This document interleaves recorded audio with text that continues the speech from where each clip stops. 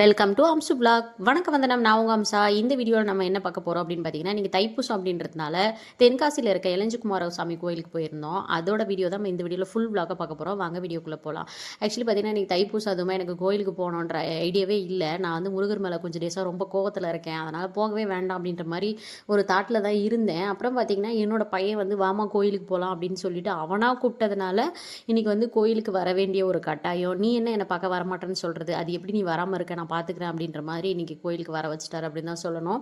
கரெக்டாக வந்து வண்டியை நிறுத்திட்டு வர இந்த வேல்குத்தி வருவாங்கல்ல, நிறைய பேர் வேல்குத்தி வந்திருந்தாங்க. நிறைய வேண்டுதல், அவங்க வேண்டினது எல்லாமே நடக்கணும் அப்படின்னு சொல்லிட்டு மனசார வேண்டிக்கிட்டேன். உள்ளே போகிற வரைக்குமே எனக்கு உள்ளே போகவே வேண்டாம் அப்படின்ற மாதிரி ஐடியாவில் தான் இருந்தேன்.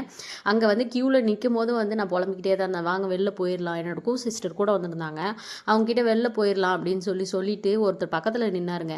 அவர்கிட்ட கொஞ்சம் வழி விடுங்க, நான் வெளில போகிறேன் அப்படின்னது தான். அவர் உடனே எதுக்கு இவ்வளோ நேரம் வந்தாச்சு நின்னாச்சு, கொஞ்ச நேரம் நின்று பொறுமையாக சாமி பார்த்துட்டு போங்க, ஒன்றும் அவசரம் கிடையாது அப்படின்னு சொல்லிட்டு திட்டாரு. அதுக்கப்புறம் பார்த்தீங்கன்னா உள்ளே வாங்க போகலாம் அப்படின்ட்டு போனார். ஆஹா, கடவுளே வந்து நேரில் சொன்ன மாதிரி இருந்தது.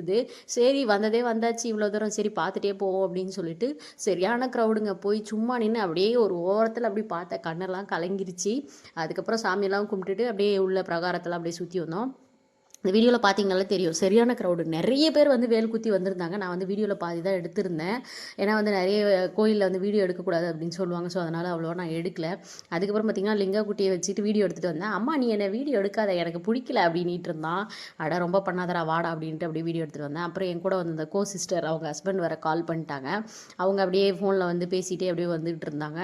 அதுக்கப்புறம் அப்படியே பிரகாரத்தை சுற்றிட்டு அப்படியே நாங்கள் வந்து வெளில வந்தோம். வெளில வந்து கொஞ்சம் மோர் கொடுத்தாங்க, வாங்கி குடிச்சிட்டு, பிரசாதம்லாம் வேண்டான்னு சொல்லக்கூடாதுல்ல, அதனால் வாங்கி குடிச்சிட்டு அப்படியே அங்கேருந்து நேராக கிளம்பி வீட்டுக்கு வந்தாச்சு. இந்த வீடியோ உங்களுக்கு பிடிச்சிருக்குன்னு நினைக்கிறேன். இந்த மாதிரி டிஃப்ரெண்டான நிறைய விலாக் பார்க்குறதுக்கு அம்சு விலாக் சப்ஸ்கிரைப் பண்ணிக்கோங்க. தேங்க்யூ ஃபார் வாட்சிங். பாய்.